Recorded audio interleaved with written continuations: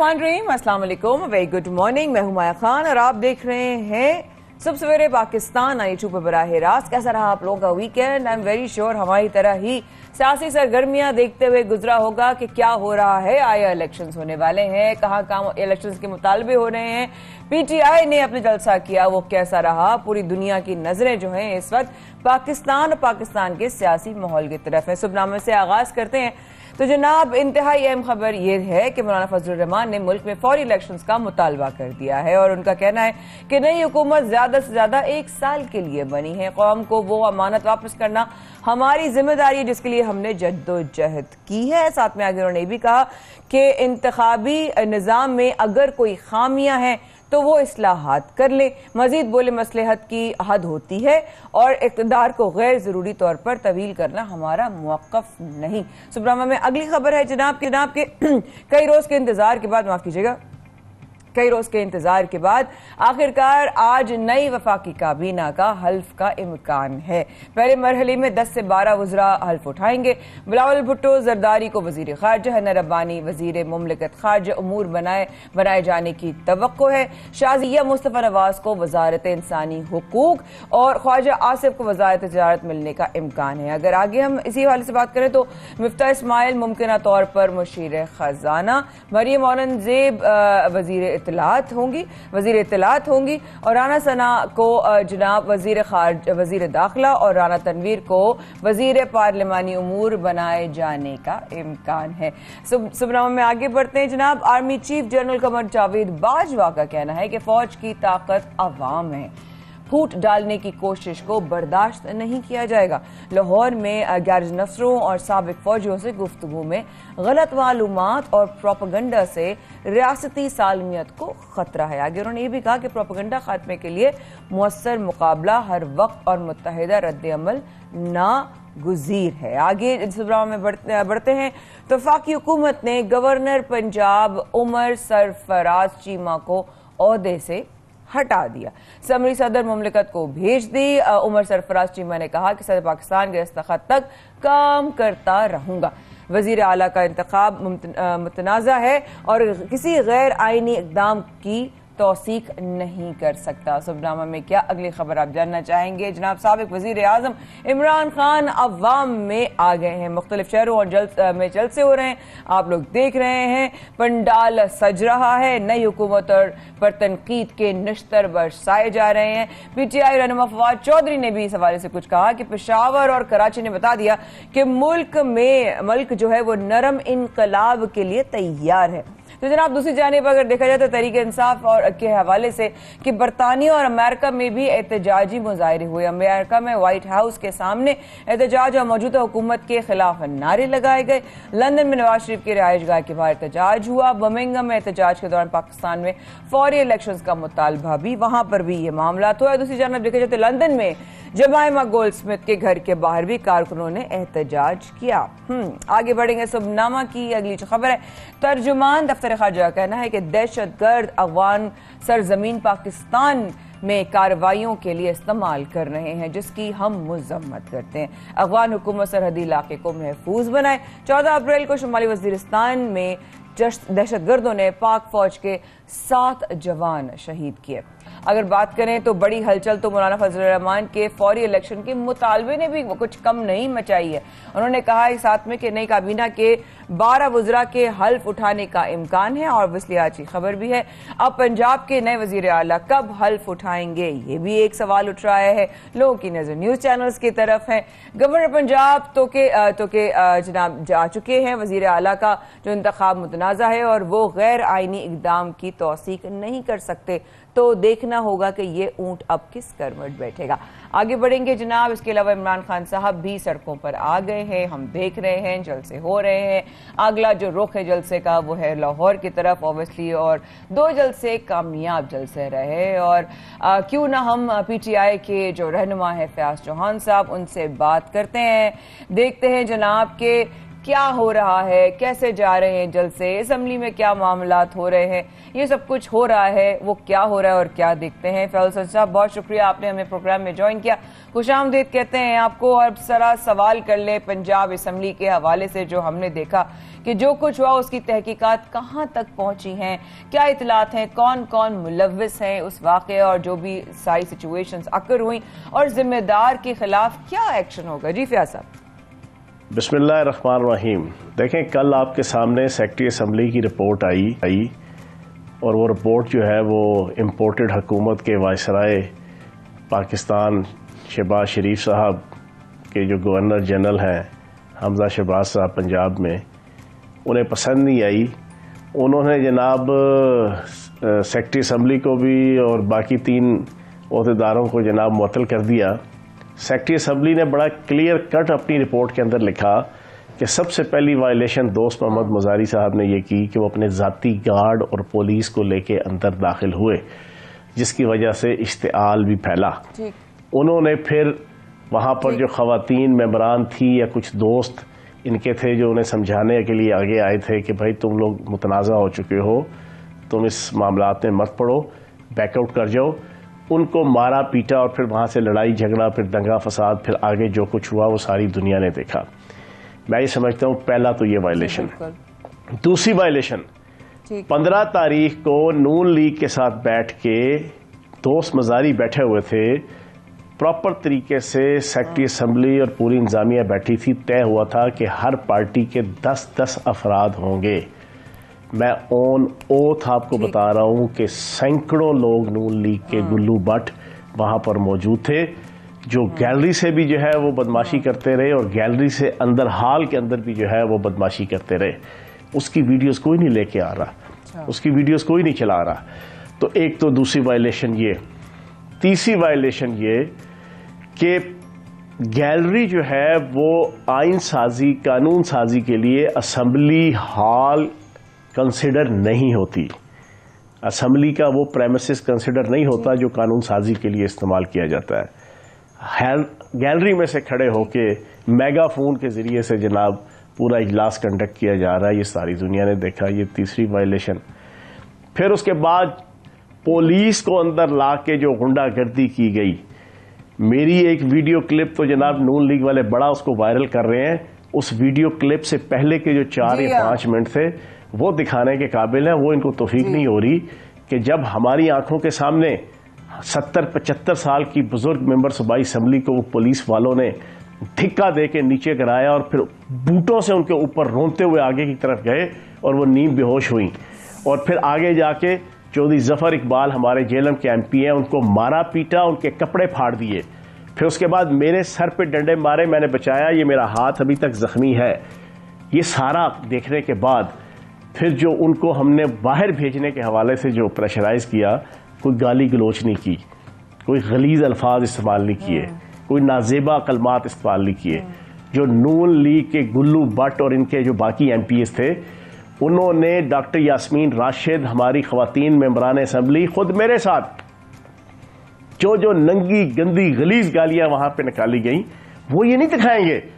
फिर चौधरी परवेज लाई साहब के ऊपर कातलाना हमला, उनके ऊपर जो मारपीट हुई वो नहीं दिखाएंगे।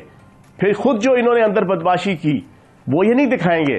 तो ये सारी चीजें अब तहकीकात सेक्रेटरी असेंबली की आई, इन्होंने उसको भी जनाब फारिग कर दिया। तो ये सारी सूरत हाल है। जो कुछ भी हुआ इंतहाई गलत हुआ, लेकिन पार्लियामेंटेरियन की जो इज्जत और वकार की और पार्लियामेंट की और असेंबली की जो इज्जत और वकार की धज्जियां उड़ाई, मेंबरान असेंबली का राइट है।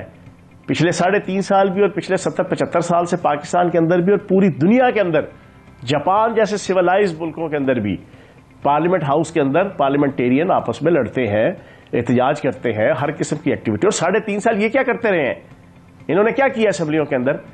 मार धाड़ तोड़ फोड़ हर किस्म की जनाब गुंडागर्दी बदमाशी इनके पार्लियामेंटेरियन करते रहे हैं। हमने तो कभी पुलिस नहीं बुलाई थी, हमने तो कभी जनाब डॉल्फिन की और एंटी राइड और जनाब स्पेशल फोर्सेस बुला के, एलीट फोर्सेस बुला के, हमने तो जनाब वो पार्लियामेंटेरियन के ऊपर बदमाशी और गुंडागर्दी और लाठीचार्ज और उनकी मारपीट और उनकी इज्जत और उनकी जनाब उनको शर्मनाक तरीके से मारना पीटना कूटना ये हमने नहीं किया था।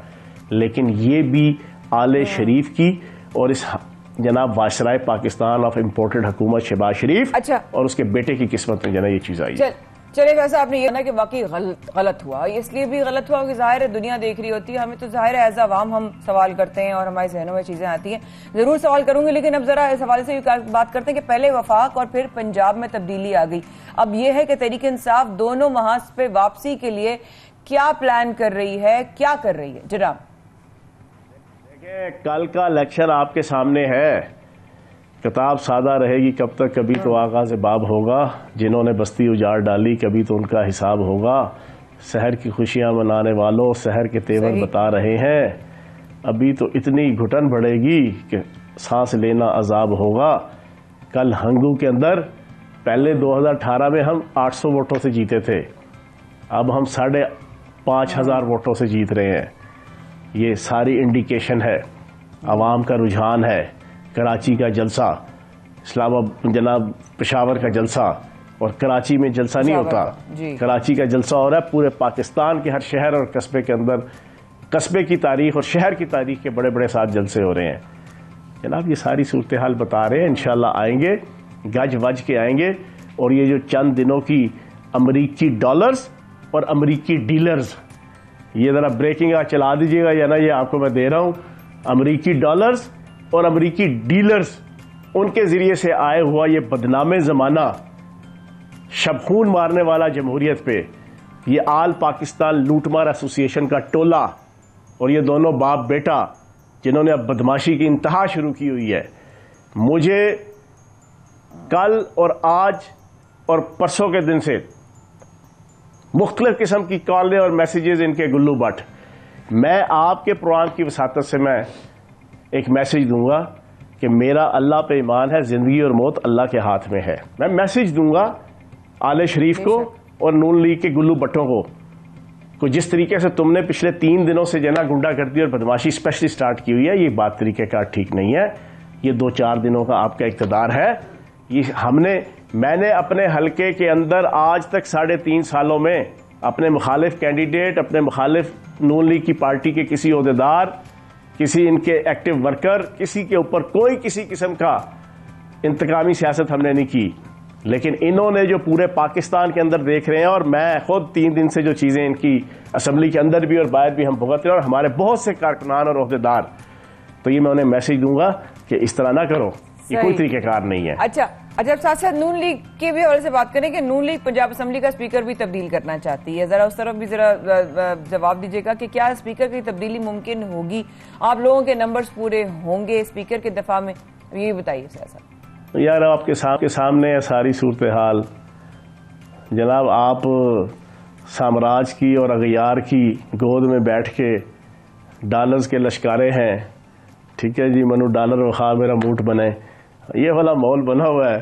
सारे पाकिस्तान के समाजी इंतज़ामी शोबे और अदारे जनाब इनकी कासा लेसी और इनकी जनाब हुक्म बजा लाने पे लगे हुए हैं।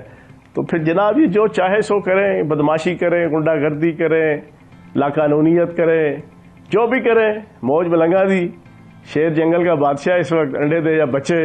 तो जनाब ये सिलसिला भी चल रहा है, 2-4 महीने चलेगा, फिर उसके बाद रियल मैनर में फिर इंशाअल्लाह कानून के मुताबिक एहतसाब होगा। अच्छा शाह साहब, जरा ये फॉरेन फंडिंग के हवाले से जो एक तलवार लटक रही है PIPTI की क़यादत पर, अब बात यह है कि आप लोग क्या इससे सुरखरू होंगे या इस केस में मजीद कॉम्प्लिकेशंस पैदा होने की तवक्को है? फॉरेन फंडिंग केस नून लीग और पीपल्स पार्टी पे भी है, और नून लीग और पीपल्स पार्टी के अकाउंट तो साबित हो गए हैं मनी लॉन्ड्रिंग के लिए बाहर पैसा भेजते रहे हैं ये अपने अकाउंट्स के जरिए से। तो चोर चोरी से तो जाए, हेरा फेरी से ना जाए, ये जाली टीटीज और मनी लॉन्ड्रिंग के इतने शौकीन है ये सारा आल पाकिस्तान लूटमार एसोसिएशन का टोला। पहले हम उसको मुतहदा अपोजिशन कहते थे, अब हम उसको मुतहदा वायसराय हिंद के जनाब टोला कहते हैं, इम्पोर्टेड हुकूमत का टोला। इन्होंने उसमें भी जनाब मनी लॉन्ड्रिंग की हुई है। तो जनाब केस उनका भी बिल्कुल ओपन एंड शट है। तो फैसला सारों का ले आओ, सारे के सामने जनाब दूध का दूध पानी का पानी हो जाएगा। हमारे ऊपर कोई तलवार नहीं है, हम तो आवाम की ताकत के साथ इस वक्त मैदान में मौजूद है। और इस वक्त पाकिस्तान के हर मसले का हल सिर्फ और सिर्फ री इलेक्शन है, फौरी इलेक्शन है। वो फौरी इलेक्शन करा दो, अवाम जिसको पसंद कर रहे हैं उसको वजीर आजम बना देंगे, उसको हुकूमत दे देंगे। जमहूरियत तो नाम इस चीज की है, और जिसको नहीं पसंद करेंगे वो 5 साल आराम से बंदे का पुत्र बन के जनाब अपने घर में बैठे और तंजीमी सियासत करे अपनी पार्टी की। अल्लाह आपने अभी यही कहा कि हम मैदान में हैं, अब फैसला करने दो, ठीक है। यानी कि अगर हम जरा बात करें, अब पेशावर और कराची में जो जलसे रहे वो बड़ी जबरदस्त कामयाब है। ऑब्वियसली दुनिया ने देखी, शानदार तरीके से लोगों ने पूरी दुनिया से, शहरों से वो आए, अपने इलाकों से आए और बहुत ही ज्यादा जोश व वल्वा नजर आए। लेकिन अब अगला प्लान क्या है काजल हसन चौहान साहब? बिकॉज क्या लॉन्ग मार्च किसी ऑप्शन पर गौर हो रहा है? जरा ये भी बताइए सर। शानदार नहीं, शानदार, जानदार, लाजवाल, बेमिसाल, ताबनाक, ये ऐसा जलसे हो रहे हैं। और अभी लाहौर का जलसा होगा, उसके बाद अगर ये इलेक्शन अनाउंस नहीं होगा तो फिर लॉन्ग मार्च की कॉल भी आएगी इंशाल्लाह ईद के बाद। फिर वही बात होगी, अब हवाएं ही करेंगी रोशनी का फैसला। जिस दिए में जान होगी वो दिया रह जाएगा। इलेक्शन के अलावा और कोई हल नहीं है। आजाद कश्मीर से भी, क्योंकि आजाद कश्मीर में नए वजीर आजम का इंतखाब के होने पर लोगों की नजरें वहां पर हैं, तो क्या वहां पर कोई उम्मीदवार कामयाब हो सकेगा? बिल्कुल जनाब, वहां पे हमारा उम्मीदवार कामयाब हो गया। सरदार तनवीर इलियास साहब जो है ना, इंशाल्लाह वो हलफ उठाएंगे और वहां पे पीटीआई की हुकूमत बन गई है और बनेगी। बहुत शुक्रिया चौहान साहब, आपने सवालों के जवाब दिए, आपके जवाब हमारे पास आ गए। आपने कहा कि जनाब अगर पंजाब असम्बली के हवाले से बात करें तो आपने कहा जनाब बदतमीजी जो है वहां से उनकी गैलरी से शुरू हुई, वो वीडियो फुटेजेस नहीं आई हैं, वो क्यों कोई नहीं दिखा रहा है? किस तरह सीनियर अरकान की खवातीन जो हम सीनियर भी थी और बादब भी थी, मोहतरम भी थी, ऑब्वियसली उनके ऊपर जो है वो चढ़ चढ़ के लोग गए, क्यों जो है वो पर्सनल और प्राइवेट गार्ड्स आए? आपने ये भी कहा साथ में पुलिस कभी नहीं इससे पहले कभी आई इस तरह, क्यों पुलिस का आया गया? आखिर में आपने कहा कि हम मैदान में हैं और अगर जमहूरियत है तो अवाम को फैसला करने देना चाहिए कि वो किसको चाहते हैं कि उसका वजीर आजम हो। ठीक ही हुआ कि आपका बयान हमारे पास आ गया, जवाब आ गए। इस वक्त बाद रहीगा हमारे साथ। सबसे पहले पाकिस्तान में माया खान कर रही हैं आपका इंतजार। Will be right back.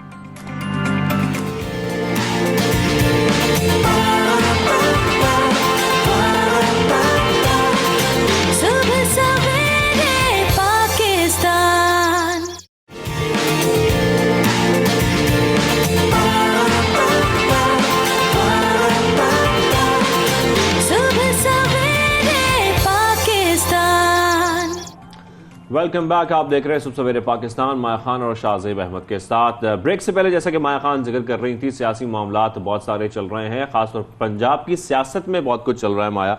और जिस तरीके से हम देख रहे हैं कि पंजाब के नए वज़ीर आला कब हल्फ उठाएंगे, क्योंकि जो गवर्नर साहब हैं वो तो ये कह चुके हैं कि वज़ीर आला का इंतखाब मुतनाज़ा है और वो गैर आइनी इकदाम की तौसीक नहीं कर सकते। तो इसलिए हम देख रहे हैं कि हल्फ नहीं उठाया जा रहा अब तक वज़ीर आला पंजाब की जानिब से। हमने देखा था कि वोटिंग हुई थी और वोटिंग में हमजा शहबाज साहब को वोट मिल गए थे इतने कि वो मुंतखब इसके लिए हो सकते हैं। खैर, साथ में हम आपको ये बताएं कि हमारे साथ इस वक्त गेस्ट भी हमें ज्वाइन कर चुके हैं, उनसे भी हम बात करेंगे।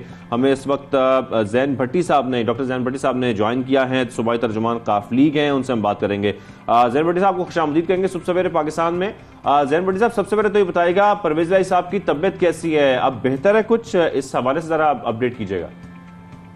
जी अल्हम्दुलिल्लाह वो बेहतर हैं। उनका राइट आर्म जो है वो डिसलोकेशन हुई थी और उसके अलावा जो है वो उनके जो कार्डियोलॉजिस्ट हैं उन्होंने भी उनका जो है वो एग्जामिनेशन किया। तो after the general physical examination अल्हम्दुलिल्लाह he is much better and stable. उस दिन की निस्बत अब काफ़ी बेहतर है, उनकी तबीयत में बेहतरी जो है वो आ रही है।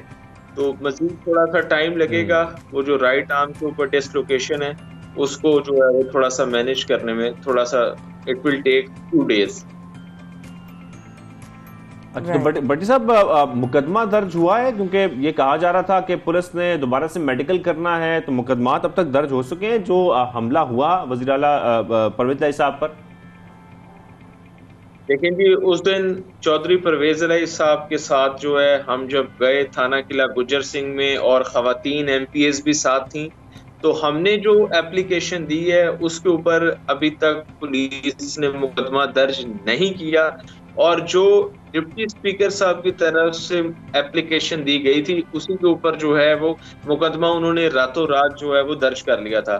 तो जो हंगामा आराई उस दिन डिप्टी स्पीकर साहब के साथ जो उनके जाती मुलाजिम पर्सनल गार्ड जब वो वान में लेके दाखिल हुई, उसके ऊपर जो है वो अभी तक हमारी एप्लीकेशन के अगेंस्ट उसके ऊपर जो है वो कोई भी जो है FIR पुलिस ने नहीं काटी। ठीक। अच्छा, साथ साथ डॉक्टर साहब ये बताइएगा कि गवर्नर पंजाब ने भी अभी पंजाब असम्बली में कशीदगी की जो रिपोर्ट तलब की है, काफिली क़यादत का क्या मुतालबा है उसमें? देखिए जी, अभी सिचुएशन में क्लैरिटी नहीं है, बिकॉज डिप्टी स्पीकर साहब ने जिस तरह ये सारा प्रोसेस को कंडक्ट करवाया है उसके ऊपर सवालिया निशानात हैं। जिस तरह गैलरीज में कभी इलेक्शन नहीं होते, इलेक्शन हाउसेज में होते हैं, हाउस के अंदर कंडक्ट होते हैं, गैलरी में इलेक्शन नहीं होते। गैलरी तो विजिटर्स के लिए होती है, नंबर 1। नंबर 2, प्रोटोकॉल्स को पूरी तरह फॉलो ही नहीं किया गया। नंबर 3, जब वोटिंग का प्रोसेस स्टार्ट होता है तो तब हाउस के दरवाजे जो हैं वो बंद कर दिए जाते हैं। तो अब इस सिलसिले में जब कोई भी किसी किस्म का इन्होंने प्रोटोकॉल फॉलो नहीं किया और पाकिस्तान मुस्लिम लीग और पाकिस्तान तहरीके इंसाफ के जो वोटर्स हैं, जो MPs हैं, उनको गैलरी में एंटर भी नहीं होने दिया, वहां पे भी पुलिस जो है वो तैनात थी। तो इस लेकिन डॉक्टर साहब वो ये भी सारा प्रोसेस जो है वो एक बोगस, एक गैर आईनी और मुतनाज़ा इलेक्शन है। उसको गवर्नर पंजाब के साथ साथ एडवोकेट जनरल भी जो है वो गैर आईनी या मुतनाज़ा करार दे चुके हैं, नंबर 1। इसके लिए हमने आईनी माहिरीन को मुशावरत का अमल हमारा जारी है। इसके बाद हम फाइनल फैसला करेंगे कि हम इसको अदालत में लेके जाएंगे, क्योंकि as a student of the politics I think constitutional texts are there. जब तो डॉक्टर साहब, मैं अभी एक बात के सवाल करना चाहूंगी। शाहजेब अभी फैजल हसन चौहान साहब हमारे साथ मौजूद थे, तो डॉक्टर जैन, जिस तरह उन्होंने भी बात की कि भाई आज से पहले हमने तो कभी नहीं देखा कि पर्सनल गार्ड्स आ रहे हैं और पुलिस को कभी नहीं बुलाया गया। उन्होंने इस तरह की बात भी की और भी ये कहा कि बदतमीजी जो है वो हमारी तरफ से शुरू नहीं हुई, हमारी कुछ सीनियर फीमेल जो है वो मेंबरान थी, उनको धक्के दिए गए, उनके ऊपर चढ़ते हुए वो पुलिस या वो गार्ड जो थे वो चलते हुए आए। कह रहे वो मनाजर तो दिखा नहीं रहे, एक मेरी मनाजर जो दिखाए जा रहे हैं बार बार। जी डॉक्टर साहब। उसमें ये जी, ऐवान में जो जब ये शुरू हुआ है सारा हंगामा आराई, जो PTI के मुनहरफ अरकान है, उन्होंने हमारी जो खवातीन MPs हैं उनके साथ बदतमीजी की है। उससे ये सारा जो है ये वो मामला इसने जो है वो तूल पकड़ा है। और उसके बाद फिर आपने ये देखा है कि हंगामा आराई और पाकिस्तान पार्लिमानी तारीख में ये मरतबा हुआ है कि ऐवान के अंदर जो है वो पुलिस आई है और उसने आके अरकान असम्बली की पकड़ दकड़ शुरू की है।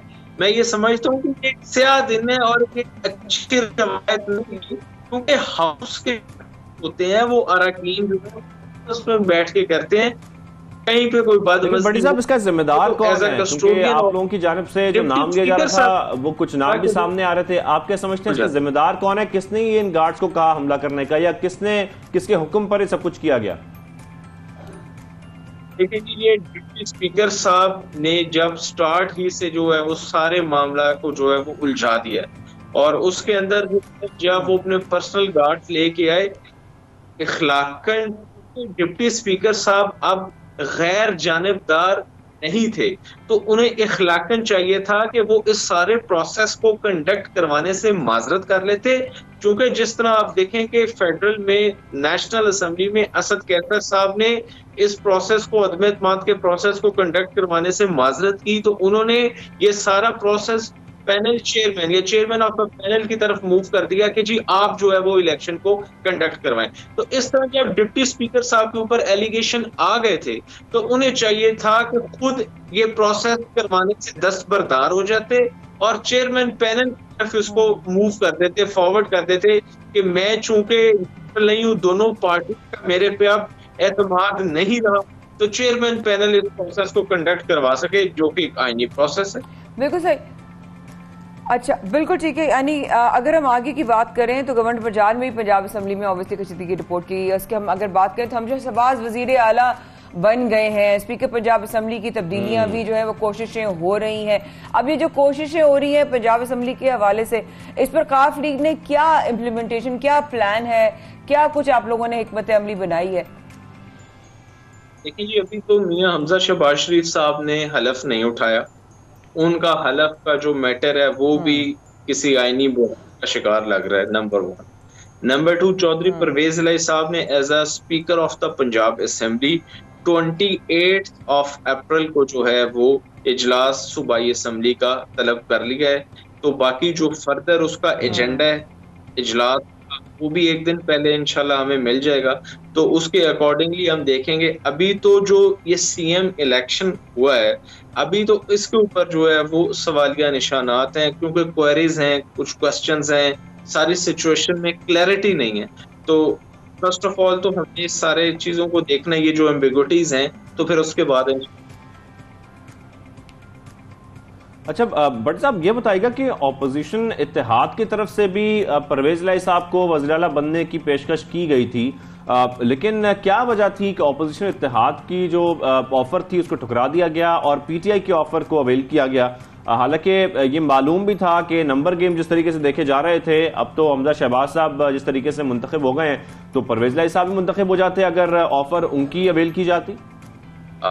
जी, चौधरी परवेज इलाही साहब और चौधरी मोनिस इलाही साहब की जब 3 अप्रैल को और 2 अप्रैल को मुलाकात हुई वजीर आजम इमरान खान साहब से, तो वजीर आजम इमरान खान साहब ने कहा कि चौधरी साहब, मैंने आपको जो है वो नामजद किया है पंजाब के अंदर वजीर आला, क्योंकि सिचुएशन अब कुछ ऐसी है, तो आप जो है वो खुद जरा सारे मामलात को देखें।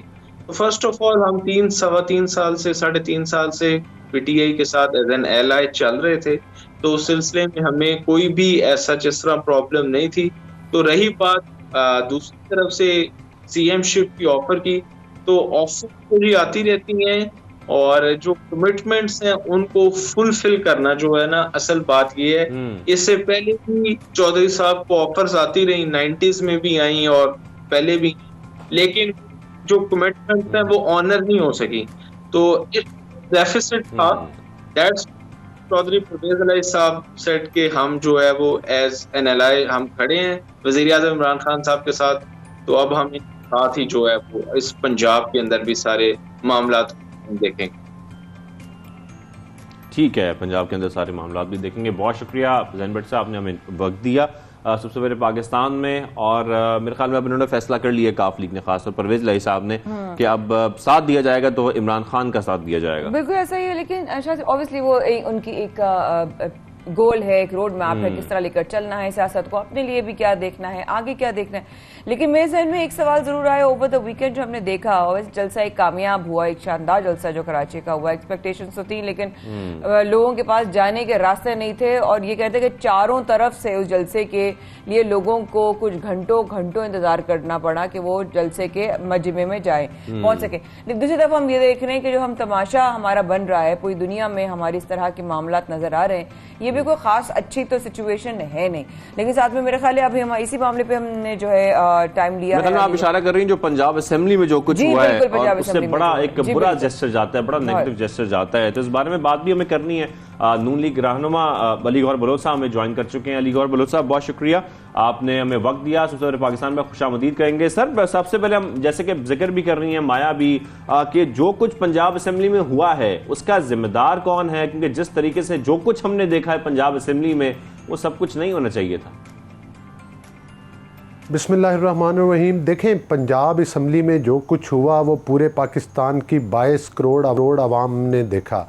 जिस तरह से कि नेशनल असम्बली में कानून और आइन की धज्जियाँ उड़ाई गई, और आपने देखा कि रात के 12 बजे जब अदालतें खुली तो फिर उसके बाद उन अदालतों की वजह से इन्होंने कानून और आइन पर अमल दरामद किया, और उससे पहले डिप्टी स्पीकर ने जिस तरह से कानून और आइन को तोड़ा, उसके ख़िलाफ़ 5 सुप्रीम कोर्ट के जजेस ने जो है वो मतलब है कि मुश्तरका तौर पर ये फ़ैसला दिया, 5 के 5 में से किसी ने भी इख्तलाफ राय ना दिया।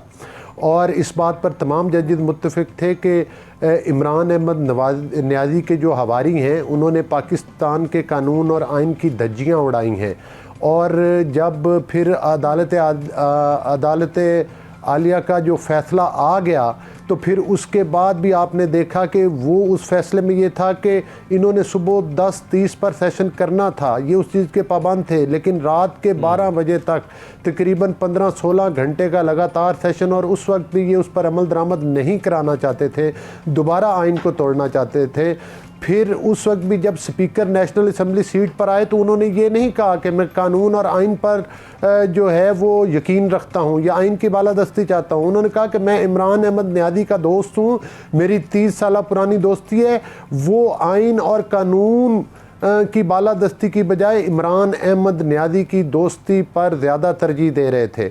इसी तरह से पंजाब असम्बली में आपने देखा कि जिस तरह से कानून तोड़ा गया, जिस तरह से आइन की खिलाफ वर्जी की गई, और पाकिस्तान की तारीख का वो बदतरीन सीन देखने को मिला इमरान अहमद न्याजी के हवारियों और चौधरी परवेज़ इलाही ने जो जिस तरह से लोगों को अंदर असम्बली में आउटसाइडर्स को बुलाया और उन्होंने जिस तरह से डिप्टी स्पीकर के ऊपर हमला आवर हुए, और आपने देखा कि उस तरह मतलब डिप्टी स्पीकर के बाल नोचे गए, उसको थप्पड़ मारे गए, उसको जो है वो मतलब मुक्के मारे गए, और उसके बाद हत्ता कि उसको हाई कोर्ट लाहौर के फ़ैसले पर अमल दरामद के लिए पुलिस बुलवाना पड़ी कानूनी तौर के ऊपर। तो मैं समझता हूँ कि ये पाकिस्तान की स्याह तारीख बाब है जो उस दिन मतलब है कि बंद हुआ। और अब इंशाअल्लाह ताला आपको पता है कि पंजाब में भी जो है वो हमजा शहबाज साहब जो है बतौर वज़ीर आला मुंतखब हो चुके हैं। तो यकीनी तौर पर जो डिप्टी स्पीकर हैं जिनको के उस दिन के अख्तियारात ख़ास तौर पर आइनी तौर पर जो है वो हाई कोर्ट ने, लाहौर हाई कोर्ट ने और लाहौर हाई कोर्ट की अदलिया ने जिस तरह से कि उनको मतलब है कि उनकी ज़िम्मेदारी लगाई, उन्होंने मनोअन उस पर अमल करवाया, अगरचे उनको जो है वो मतलब है कि उसके इवज़ भारी खमियाजा भुगतना पड़ा, किस तरह से तशद्दुद का सामना करना पड़ा। वो जाती बार वो आपको पता है कि काफ़ी लोगों को मुअत्तल करके गए हैं और काफ़ी लोगों की एक्सप्लेनेशन कॉल करके गए हैं। अब यकीनी तौर पर वो नाम नहाद डिप्टी वो स्पीकर चौधरी परवेज़ इलाही जो इस वाक़या में बदाते खुद मुलव्वस है, अब उसके ख़िलाफ़ भी अदम एतमाद आ चुकी है। जब वो फारिग होगा तो मैं समझता हूँ कि उसके बाद जो है इन लोगों के ख़िलाफ़ कार्रवाई भी की जाएगी जिसका कानून और आइन इजाज़त देता है, और इन लोगों के ख़िलाफ़ कार्रवाई होनी चाहिए, ऐसे लोगों की हौसला शिकनी होनी चाहिए, ये बहुत ज़रूरी है। ठीक है, लेकिन अली गफ्फार साहब की क्या वजह है कि काबीना जो है वो फाइनल नहीं हो पा रही है, मुसलसल जो है उसकी तश्कील में ताख़ीर आ रही है? अब क्या वजारतों की तकसीम पर कोई मसला है, ऐसा कोई प्रॉब्लम आ रहा है?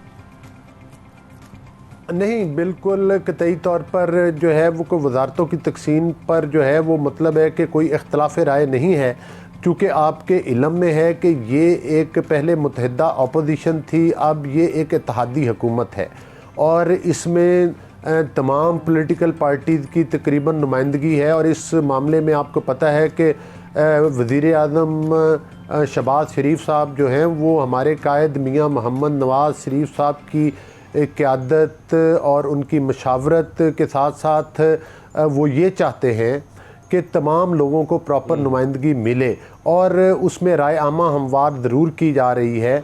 ज़ाहिर है ये एक ज़िम्मेदारी सौंपी जाती है ताकि जो इन वजारतों के अहल लोग हैं उनका इंतखाब किया जाए। उस सिलसिला में बाकी तमाम सियासी पार्टीज़ के साथ मशावरत जारी है और उसमें बेशुमार जो वजारतें हैं वो उनका तो फ़ैसला हो चुका है, लेकिन कुछ वजारतों के ऊपर अभी इत्तेहादियों के साथ मशावरत का सिलसिला जारी है। मेरा ख्याल है कि 1-2 रोज़ में काबीना हलफ उठा लेगी। अली गौर बलोच साहब, जिस तरीके से हम देख रहे हैं कि ये हुकूमत जो बनी है ये कई जमातों के इत्तेहाद पर टिकी हुई है, ऐसे में आप क्या समझते हैं शहबाज शरीफ साहब के लिए कितना चैलेंजिंग है सबको साथ लेकर चलना और एक अवामी मफाद में फैसला करना? देखें, ये बिल्कुल आपने बड़ा इंतहाई अहम सवाल किया है। ज़ाहिर है कि मतलब है शहबाज शरीफ साहब जो है उन्होंने तो जब अदम एतमाद से पहले भी और कई मौक़ों पर जबकि मुश्तरका हमारी पार्लिमानी पार्टी की मीटिंग्स होती नहीं, उस वक्त की मुश्तरका जो अपोजिशन थी और अब ये मतलब है कि इत्तेहादियों की हुकूमत है, तो उसमें यकीनी तौर पर हमने सबको साथ लेकर चलना है और सबकी राय का एहतराम करना है। अगरचे ये एक मुश्किल टास्क है, लेकिन फिर भी मैं समझता हूँ कि इस ज़िम्मेदारी को शहबाज शरीफ साहब जो हैं वो मियां नवाज़ शरीफ साहब की मुशावरत के साथ बड़े एहसन तरीके के साथ चला भी रहे और इंशाल्लाह आइंदा भी चलाएंगे। क्योंकि इस वक्त जो आपको पता है कि नेशनल असम्बली में किसी भी जमात की जो है वो सादा अक्सरियत नहीं है, तो लिहाजा ऐसी हुकूमतों में इत्तेहादियों की राय का एहतराम किया जाना ज़रूरी है और उनसे मुशावरत के साथ ये और हालात और वक्त का तकाजा भी यही है कि जो भी इत्तेहादी इसमें शामिल हैं उनकी मुशावरत के साथ मुल्क को चलाया जाए। और इस वक्त तमाम पॉलिटिकल पार्टीज़ जो कि बरसरे इक़्तिदार हैं उन सब का मैं समझता हूँ कि नुक्ता नज़र यही है कि पाकिस्तान को उन बहरानों से निकाला जाए जिन बहरानों में इमरान अहमद नियाज़ी साहब उसको धकेल कर गए हैं, जिसमें आपको पता है महंगाई का बहरान है, बहुत बड़े बड़े करप्शन के स्कैंडल्स जो हैं वो इन पिछले 3.5 सालों में जो हैं वो सामने आए, उनकी इंक्वायरीज़ ज़रूर होंगी और उनकी ज़िम्मेदारियों का तयन भी किया जाएगा और उन लोगों की भी मैं समझता हूँ कि रिस्पॉन्सिबिलिटी फ़िक्स होनी चाहिए जिन्होंने पाकिस्तान को इस हालात से दोचार किया कि जिसकी वजह से पाकिस्तान के 22 करोड़ आवाम का जो जीना है वो अजीरन हुआ।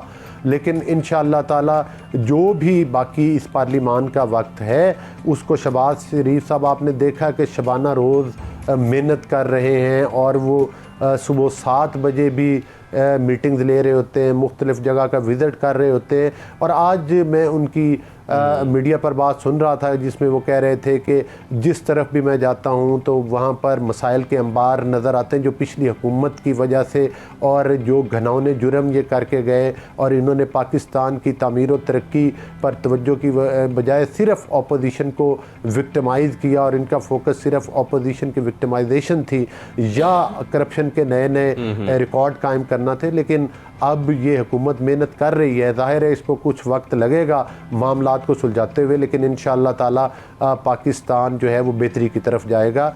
मुत्तहिदा जो हुकूमत है, जो इत्तेहादियों की हुकूमत है, यही वक्त का बेहतरीन तकाजा है कि ये मेहनत के साथ। अली गौहर बलोच साहब, जैसा कि आप कह रहे हैं कि हुकूमत इस हवाले से मेहनत कर रही है, क्योंकि इस वक्त सबसे बड़ा मसला पाकिस्तान का जो महंगाई का मसला है और जिस तरीके से हम देख रहे हैं कि पीटीआई जलसों में ये दावे किए जा रहे हैं, ये कहा जा रहा है एक तरह से कि महंगाई में मजीद इजाफा होने वाला है, बहुत बड़ा बोझ पड़ने वाला है अवाम पर। आप क्या समझते हैं, हुकूमत क्या हिकमत अमली तैयार कर रही है महंगाई से लड़ने के लिए और आप लोगों की क्या प्लानिंग है अभी, खासतौर पर जब तक इलेक्शन नहीं हो जाते, जब तक आप लोग कैसे संभालेंगे? देखिए, बिल्कुल इस पर मशावरत का सिलसिला जारी है। आपने देखा कि साबका हुकूमत ने जो स्टेट बैंक ऑफ पाकिस्तान है वो भी गिरवी रख दिया।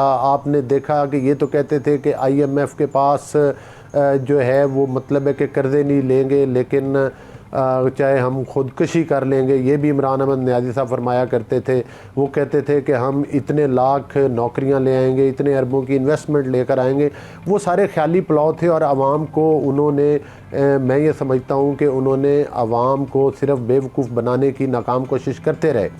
तो लेकिन ये इस वक्त भी चैलेंजेस बहुत बड़े हैं।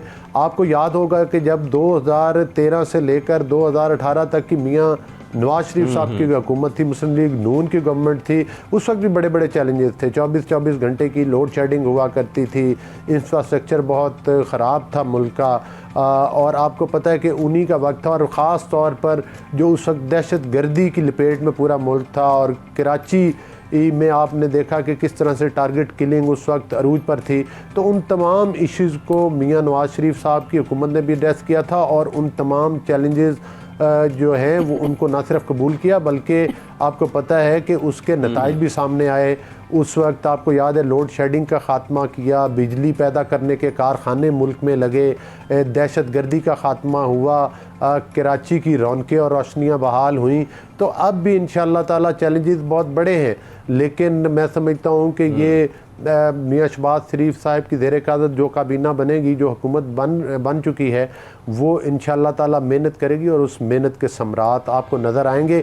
इंशाअल्लाह आपको हमारी हुकूमत में जिस तरह से कि इमरान अहमद न्यादी ने जाते बार भी वो तोशा खाना से भी करोड़ों के जो मदद तहाइफ थे वो गैर कानूनी तौर पर बेचे और हड़प कर गए, और इतनी जिस तरीके से उन्होंने वो मार्केट में चीज़ें फ़रोख्त की और वो पाकिस्तान के लिए सारा सिलसिला बायस से नदामत भी बना, तो और बड़े बड़े स्कैंडल्स आए जिसमें इन्होंने कोरोना के फंड में बहुत पैसा खाया, फॉरेन फंडिंग केस आपके सामने आ चुका है, उसमें भी ये एक्सपोज हो चुके हैं। वोट चोरी करते हुए ये डस्का के मुकाम पर पकड़े गए थे, चीनी और आटा तक की इन्होंने ना छोड़ा, उसमें चोरियों के स्कैंडल बने, अद्वियात का स्कैंडल बना, BRT पेशावर का स्कैंडल बना, मालम जब्बा का स्कैंडल बना। तो ये हुकूमत जो है ये मेहनत पर यकीन रखती है। इंशाअल्लाह ताला ये हुकूमत करप्शन की बजाय हम पाकिस्तान की तरक्की को फोकस करेंगे, विक्टिमाइजेशन की बजाय हम पाकिस्तान की जो है तामीर व तरक्की की तरफ अपनी तवानाइयाँ सर्फ करेंगे और इंशाअल्लाह पाकिस्तान तरक्की करेगा। आपका कमेंट हमारे पास आ गया। शहबाज शरीफ साहब की मेहनत के समरात अवाम को मिलेंगे, अली गौर बलोच साहब ये कह रहे हैं। सर बहुत शुक्रिया, आपने हमें ज्वाइन किया। मसाइल बहुत बड़े हैं, लेकिन कहा इनकी जानब से भी यही जा रहा है कि जितने मसाइल हैं, जितनी महंगाई है माया, इसको कम किया जाएगा, इन मामलात को बेहतर किया जाएगा जितना भी अरसा उनके पास है। बिल्कुल ऐसा ही है। लेट्स सी कि आने वाले दिनों में क्या होता है, और जो मुतालबे अब नए जन्म ले रहे हैं इलेक्शंस करवाने के, क्या इलेक्शंस होते हैं नहीं होते हैं, लेकिन एक चीज़ ज़रूर होगी, इस हफ्ते के बाद हम दोनों आपकी खिदमत में हाजिर जरूर होंगे। रहिएगा हमारे साथ।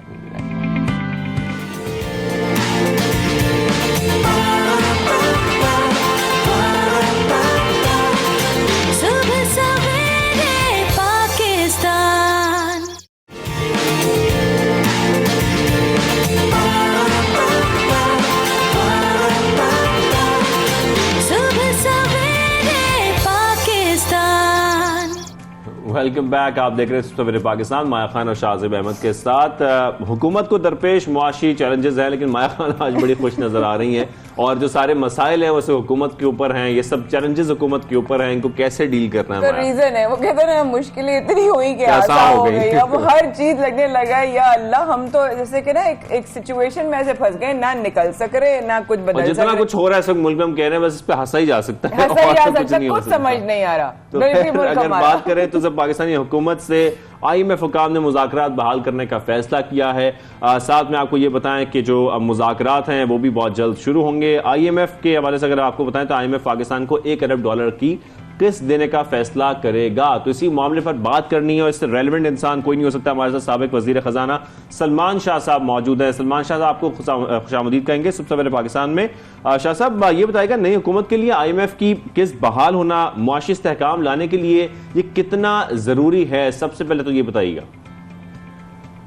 देखिए, पाकिस्तान की इकोनॉमिक सिचुएशन तो अब सबके सामने है।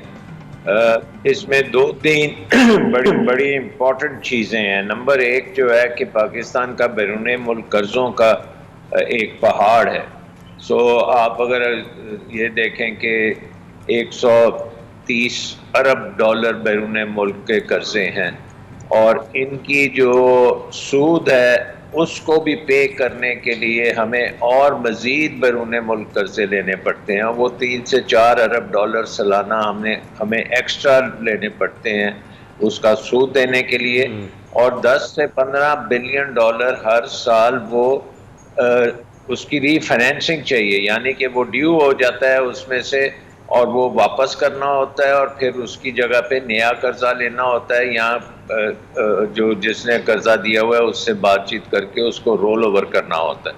तो ये बहुत बड़ी चीज़ है जो कि आपको आसानी से ये नहीं हो सकती। पर्टिकुलरली अगर आप देखें कि पाकिस्तान में जो पॉलिटिकल अनसर्टेनिटी है पिछले 2-3 माह से है, पर्टिकुलरली जब ये वोट ऑफ नो कॉन्फिडेंस है, उसकी वजह से जो अनसर्टेनिटी बनी है। हमारा इस वक्त जो इंटरनेशनल कैपिटल मार्केट्स में एक्सेस है, यानी कि हम इंटरनेशनल मार्केट्स में जाने की हमारी कुव्वत जो है वो बहुत डिमिनिश हो गई है।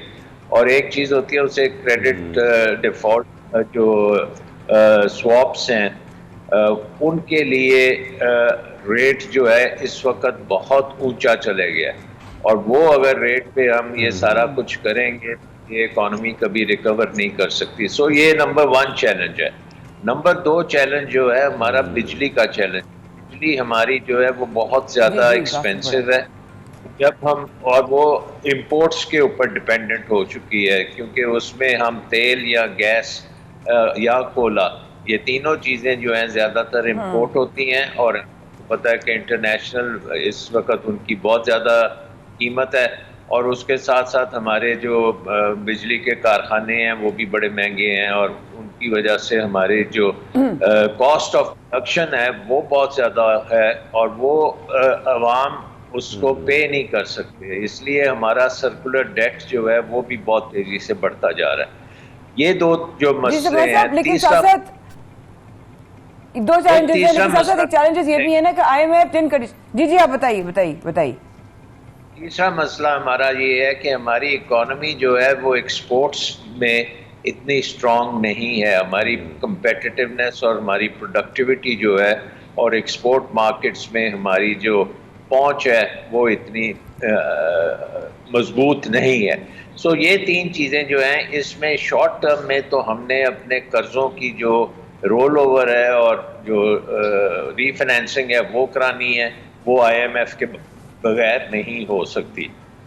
नंबर 2, हमने अपने बिजली का निज़ाम जो है उसको करना है, और वो भी IMF प्रोग्राम के तहत उनके जो हैं अहदाफ, उसमें ये है कि आपने सर्कुलर डेट ख़त्म करना है और बिजली की कीमत पूरी तरह रिकवर करनी है अवाम से। और ये बहुत बड़ा मुश्किल काम है पॉलिटिकली गवर्नमेंट से कि वो इतनी जल्दी इसको कीमतों को बढ़ाएगी।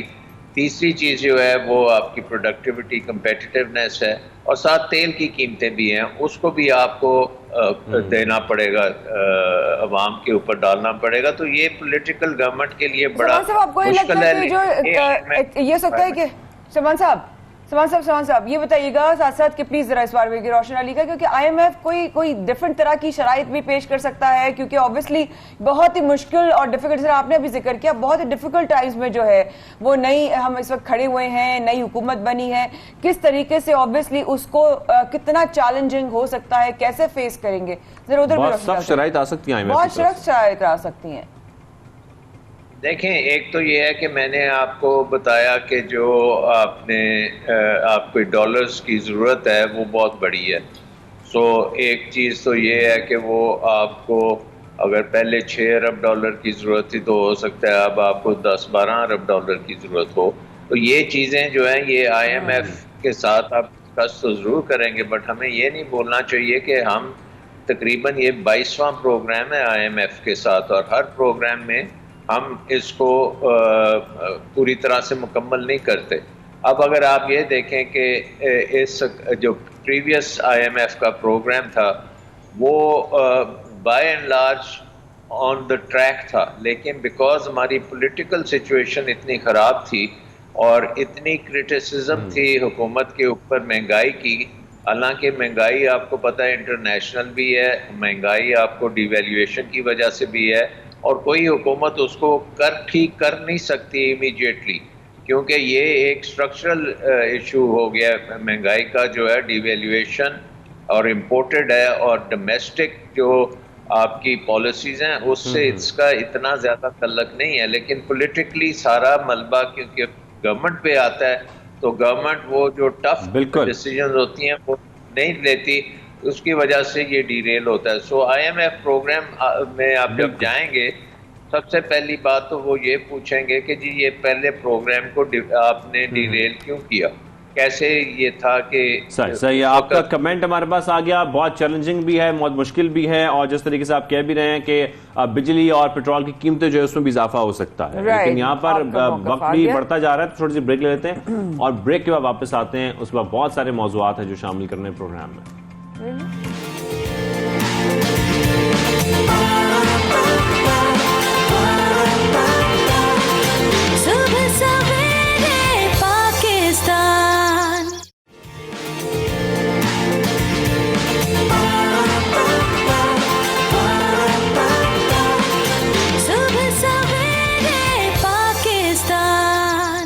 Welcome back. आप देख रहे हैं सुबह सवेरे पाकिस्तान। आज हुज़ूर अकरम सल्लल्लाहु अलैहि वसल्लम की बारगाह में गुलहाय अक़ीदत पेश करने के लिए हम इस्लामाबाद से नात ख़्वां ज्वाइन कर रही हैं ज़ारा ज़मीर साहिबा। ज़ारा, आपको खुशामदीद कहेंगे सुबह सवेरे पाकिस्तान में। कैसी हैं आप? खैरियत सी हैं? जी अल्हम्दुलिल्लाह, जज़ाकल्लाह, बहुत शुक्रिया आपका। अल्हम्दुलिल्लाह अल्हम्दुलिल्लाह। तो ज़ारा, क्यों ना हम आगाज़ करें आपकी आवाज़ के साथ ही। क्या सुनाना चाहेंगी सबसे पहले? आप हम सुना रही हैं हमें या हुजूर की शान में जो है? बिस्मिल्लाह। हुजूर की शान में आपको हदिया कलाम पेश करूँगी। या मुस्तफ़ा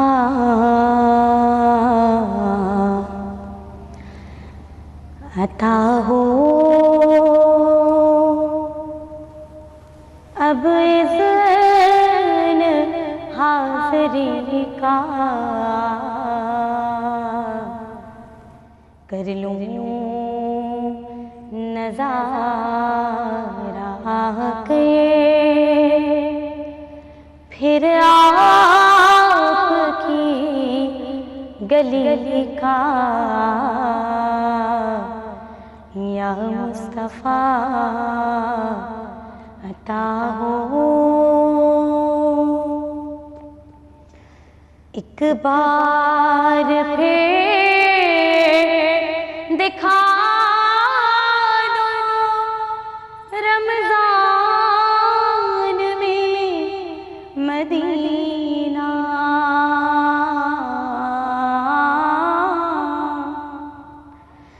एक बार फिर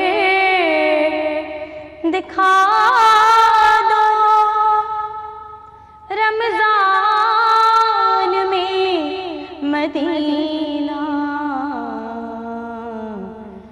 बेशक बना लो आका मेहमान दो घड़ी का।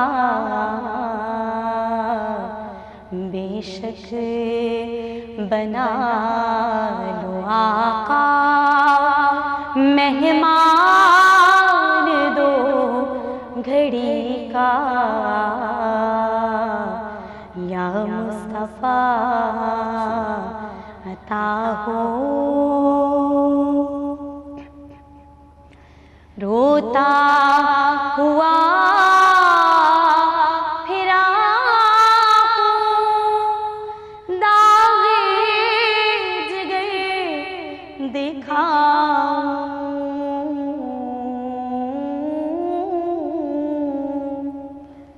रोता हुआ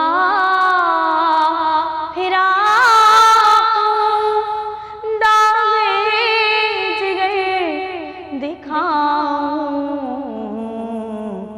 सानबी सुनाऊं मैं अपनी बेकसी का।